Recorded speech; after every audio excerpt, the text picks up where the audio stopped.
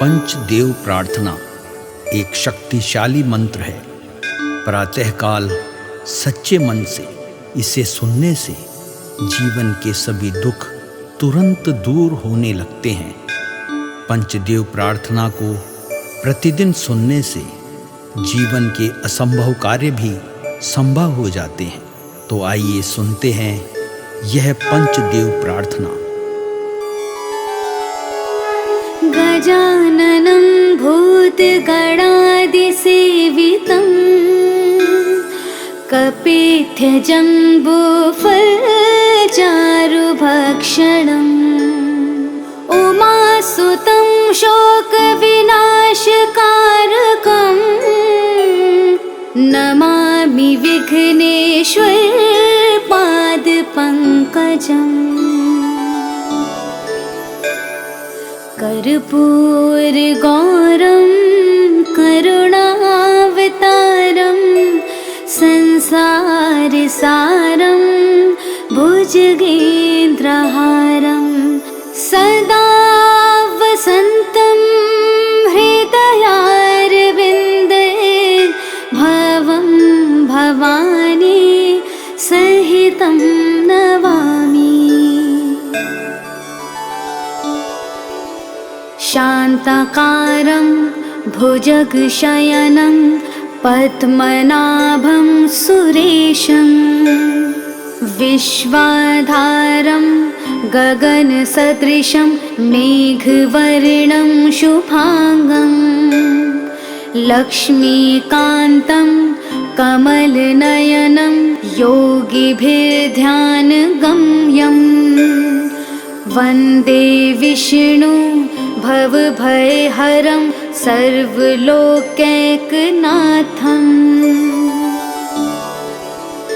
नीलाम्बुजश्यामलकोमलाङ्गं सीतासमारोपितवामभागं पाणो महासायकचारुचापं नमामि रामं रघुवंशनाथम्। मनोजवं मारुततुल्यवेगं जितेन्द्रियं बुद्धिमतां वरिष्ठं वातात्मजं वानुरयूथमुख्यं श्रीरामदूतं शरणं प्रपद्ये। करारविन्देन पादारविन्दं मुखारविन्दे विनिवेशयन्तं वटस्य पत्रस्य पुटेश्यानं बालं मुकुन्दं मनसा स्मरामि। या देवी सर्वभूतेषु शक्तिरूपेण संस्थिता नमस्तस्यै नमस्तस्यै नमस्तस्यै नमो नमः। नीलाञ्जनासमाभासं रविपुत्रं यमाग्रजं छायामार्तण्डसम्भुतं तं नमामि शनैश्चरम्। गजाननं भूतगणादिसेवितं कपित्थजम्बूफलचारुभक्षणम् उमासुतं शोकविनाशकारकम् नमामि विघ्नेश्वर पादपङ्कजम्। कर्पूरगौरं करुणावतारं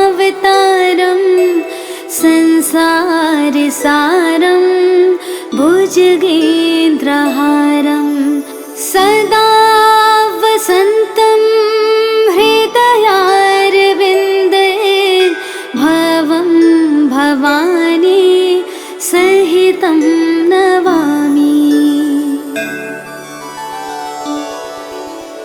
शान्ताकारं भुजगशयनं पद्मनाभं सुरेशं विश्वाधारं गगनसदृशं मेघवर्णं शुभांगं लक्ष्मीकान्तं कमलनयनं योगिभिर्ध्यानगम्यं वन्दे विष्णु भवभयहरं सर्वलोकैकनाथम्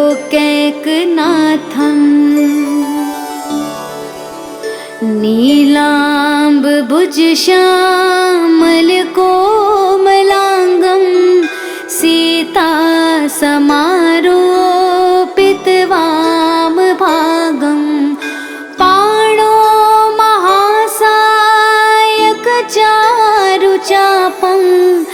नमामि रामं रघुवंशनाथम्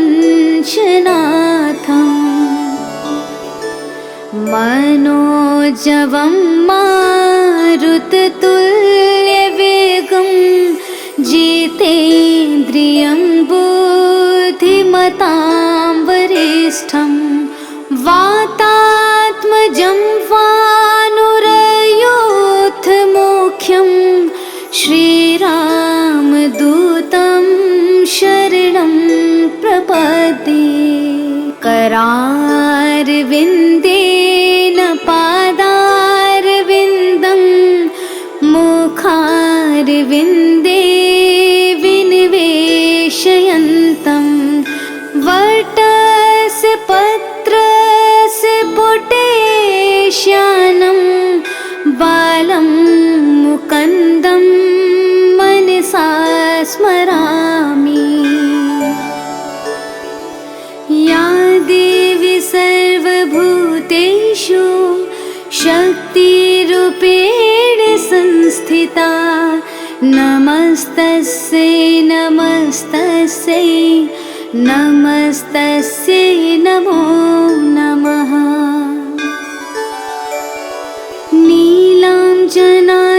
नीलाञ्जनासमाभासं रविपुत्रं यमाग्रजं छायामार्तण्डसम्भुतं तं नमामि शनैश्चरम् गजाननं भूतगणादिसेवितं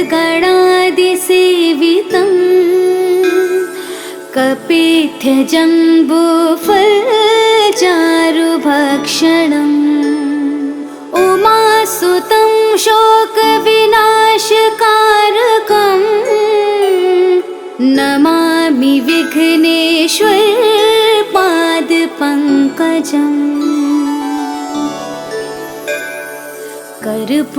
कर्पूरगौरं करुणावतारं संसारसारं भुजगेन्द्रहारं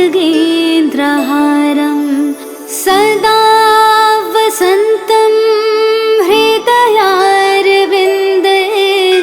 भवं भवानी सहितं नमामि।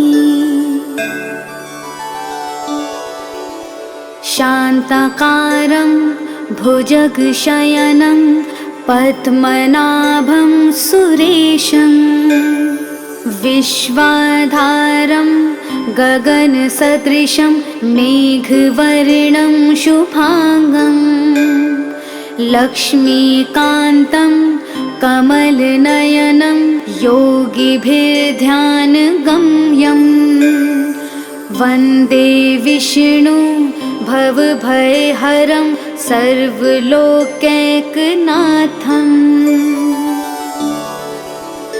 नीलाम्बुजश्यामलकोमलाङ्गं सीतासमारोपितवामभागं पाणो महासायकचारुचापं नमामि रामं रघुवंशनाथम् मनोजवं मारुततुल्यवेगं जितेन्द्रियं बुद्धिमतां बुद्धिमतां वरिष्ठं वातात्मजं वानुरयोऽथमुख्यं श्रीरामदूतं शरणं प्रपद्ये। करारविन्देन पादारविन्दं मुखारविन्दे विनिवेशयन्तं वटस्य पत्रस्य पुटेश्यानं बालं मुकुन्दं मनसा स्मरामि। या देवी सर्वभूतेषु शक्तिरूपेण संस्थिता नमस्तस्यै नमस्तस्यै नमस्तस्यै नमो नमः। नीलाञ्जनासमाभासं रविपुत्रं यमाग्रजं छायामार्तण्डसम्भुतं तं नमामि शनैश्चरम्। गजाननं भूतगणादिसेवितं कपित्थजम्बूफलचारुभक्षणम् उमासुतं शोकविनाशकारकं नमामि विघ्नेश्वरपादपङ्कजम्। कर्पूरगौरं करुणावतारं संसारसारं भुजगेन्द्रहारं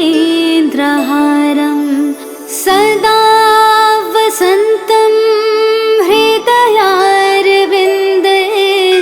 भवं भवानी सहितं नमामि।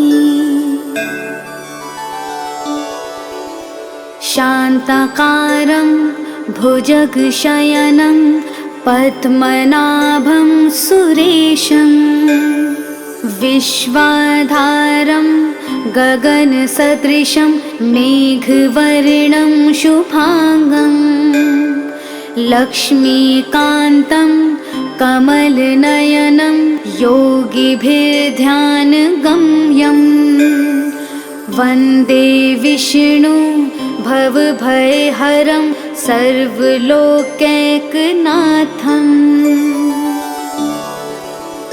नीलाम्बुजश्यामलकोमलाङ्गं सीतासमारोपितवामभागं पाणो महासायकचारुचापं नमामि रामं रघुवंशनाथम्। मनोजवं मारुततुल्यवेगं जितेन्द्रियं बुद्धिमतां वरिष्ठं वातात्मजं वानुरयोऽथमुख्यं श्रीरामदूतं शरणं प्रपद्ये। करारविन्देन पादारविन्दं मुखारविन्दे विनिवेशयन्तं वटस्य पत्रस्य पुटेश्यानं बालं मुकुन्दं मनसा स्मरामि। या देवी सर्वभूतेषु शक्तिरूपेण संस्थिता नमस्तस्यै नमस्तस्यै नमस्तस्यै नमो नमः। नीलाञ्जनासमाभासं रविपुत्रं यमाग्रजं छायामा मार्तण्डसम्भुतं तं नमामि शनिश्चरम् गजाननं भूतगणादिसेवितं कपित्थजम्बूफलचारुभक्षणम् उमासुतं शोकविनाशकारकम् नमामि विघ्नेश्वर पादपङ्कजम् कर्पूरगौरं करुणावतारं संसारसारं भुजगेन्द्रहारं सदा वसन्तं हृदयारविन्दे भवं भवानी सहितं नमामि। शान्ताकारं भुजगशयनं पद्मनाभं सुरेशं विश्वाधारं गगनसदृशं मेघवर्णं शुभांगं लक्ष्मीकान्तं कमलनयनं योगिभिर्ध्यानगम्यं वन्दे विष्णु भवभयहरं सर्वलोकैकनाथम् नीलाम्बुजश्यामलकोमलाङ्गं सीतासमारोपितवामभागं पाणो महासायकचारुचापं नमामि रामं रघुवंशनाथम् मनोजवं मारुततुल्यवेगं जितेन्द्रियं बुद्धिमतां वरिष्ठं वातात्मजं वानुरयूथमुख्यं श्रीरामदूतं शरणं प्रपद्ये करारविन्देन पादारविन्दं मुखारविन्दे विनिवेशयन्तं वटस्य पत्रस्य पुटेश्यानं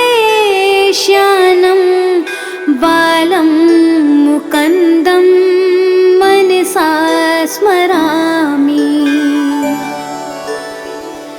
या देवी सर्वभूतेषु शक्तिरूपेण संस्थिता नमस्तस्यै नमस्तस्यै नमस्तस्यै नमो नमः।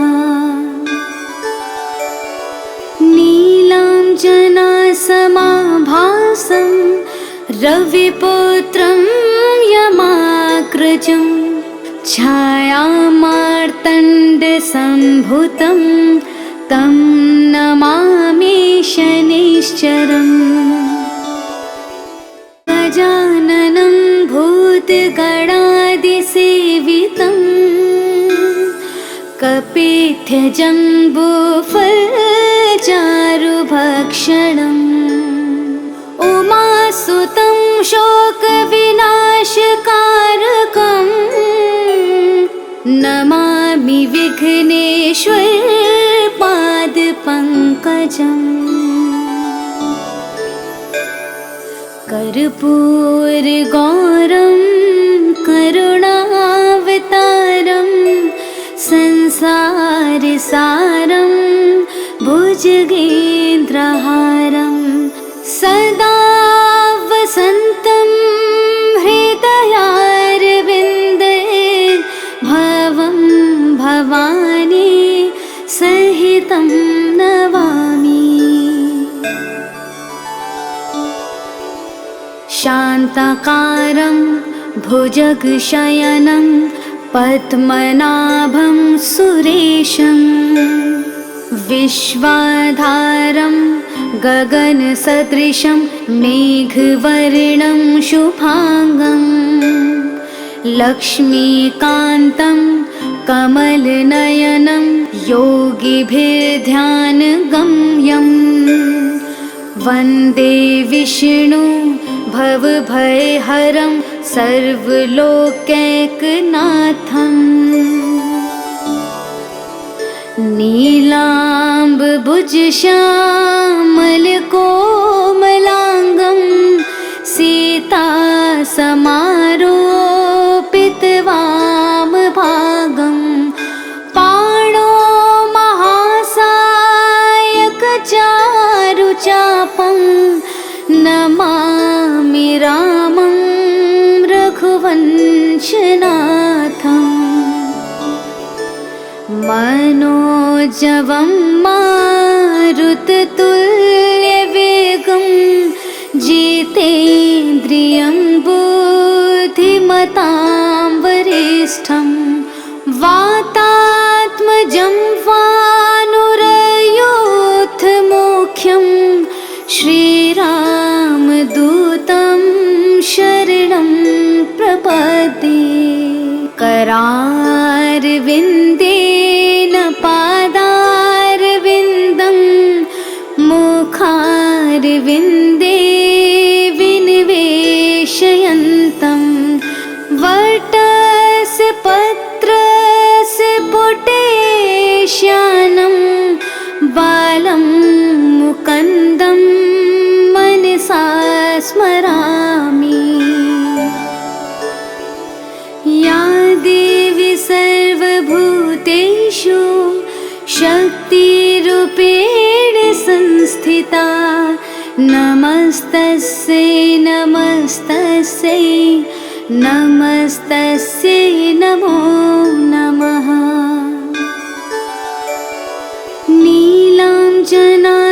नीलाञ्जनासमाभासं रविपुत्रं यमाग्रजं छायामार्तण्डसम्भुतं तं नमामि शनैश्चरम् गजाननं भूतगणादिसेवितं कपिध्वजम्बूफलचारुभक्षणम् उमासुतं शोकविनाशकारकम् नमामि विघ्नेश्वरपादपङ्कजम् कर्पूरगौरं करुणावतारं संसारसारं भुजगेन्द्रहारं सदा वसन्तं हृदयारविन्दे भवं भवानी सहितं नमामि।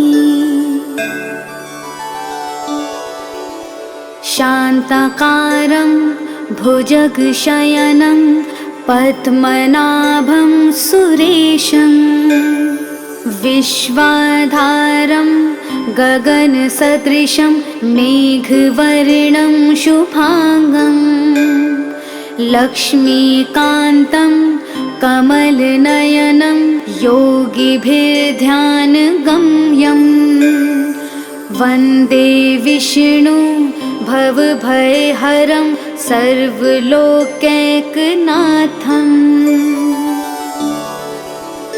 नीलाम्बुजश्यामलकोमलाङ्गं सीतासमारोपितवामभागं पाणो महासायकचारुचापं नमामि रामं रघुवंशनाथम् मनोजवं मारुततुल्यवेगं जितेन्द्रियं बुद्धिमतां वरिष्ठं वाता जम्वानुरयोऽथमुख्यं श्रीरामदूतं शरणं प्रपद्ये। करारविन्देन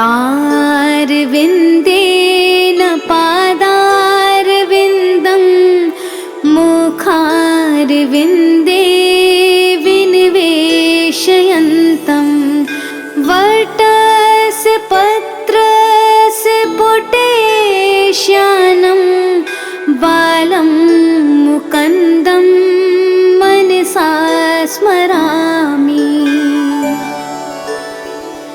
या देवी सर्वभूतेषु शक्तिरूपेण संस्थिता नमस्तस्यै नमस्तस्यै नमस्तस्यै नमो नमः।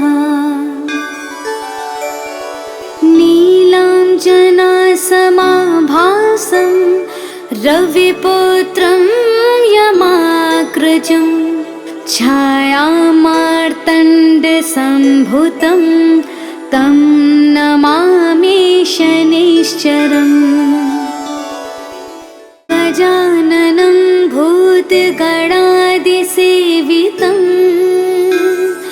कपित्थजम्बूफलचारुभक्षणम् उमासुतं शोकविनाशकारकं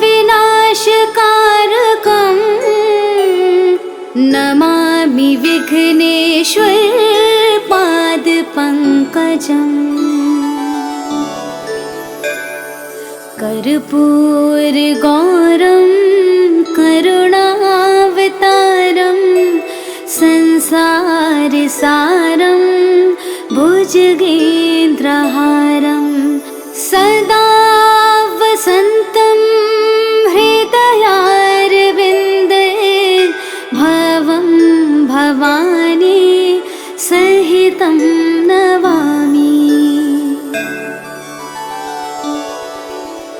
शान्ताकारं भुजगशयनं पद्मनाभं सुरेशं विश्वाधारं गगनसदृशं मेघवर्णं शुभांगं लक्ष्मीकान्तं कमलनयनं योगिभिर्ध्यानगम्यं वन्दे विष्णु भवभयहरं सर्वलोकैकनाथम्।